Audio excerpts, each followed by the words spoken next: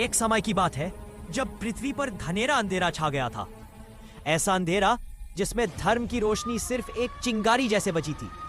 राक्षसों का अत्याचार चारों ओर फैल चुका था। गांव जले, मंदिर टूट गए, मनुष्य भय से कांपते रहे। देवता अपनी शक्ति खो बैठे थे। दुख और विनाश का बोझ दुनिया के कंधों पर पड़ चुका था। तब देवता कैलाश की ओर गए।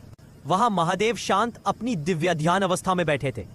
देवता प्रार्थना करते हुए बोले, हे महादेव, धर्म खतरे में है, मनुष्य रो रहे हैं, देवता टूट गए हैं, हमें आपकी शरण चाहिए। महादेव शांत थे, लेकिन उनके अंतर में एक अग्नि उठ रही थी, एक ऐसी अग्नि जो अन्याय को सहन नहीं कर सकती थी। और फिर महादेव ने अपनी आंखें खोली।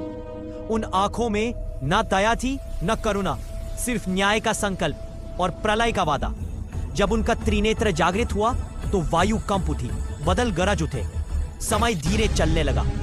महादेव का दिव्य रूप धीरे धीरे बदलने लगा। जटाओं से अग्नि की लालटेन झलकी, आंखों का प्रकाश लाल अग्नि जैसा हो गया। धरती का कंप तेज होता गया। देवता चकित रह गए। महादेव का क्रोध अब रूप लेने वाला था। और फिर पृथ्वी ने वो गरज सुनी जिसे सुनकर समय भी कंप उठा। मैं काल भैरव हूं, समय का स्वामी, न्याय का रक्षक और अधर्मा का अंत।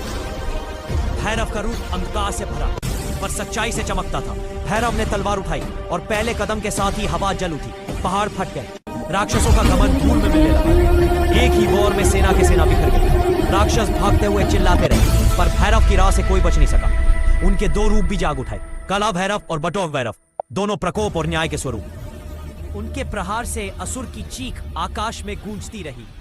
कुछ पलों में ही दुनिया का बोझ हल्का हो गया। धर्म की रोशनी फिर से चमक उठी। दर्द की जगह शांति ने ले ली। भैरव कुछ देर तक पृथ्वी को शांत नजर से देखते रहे। उनका क्रोध धीरे धीरे ठंडा होने लगा और फिर वो भयंकर रूप फिर से शांत महादेव में समा गया।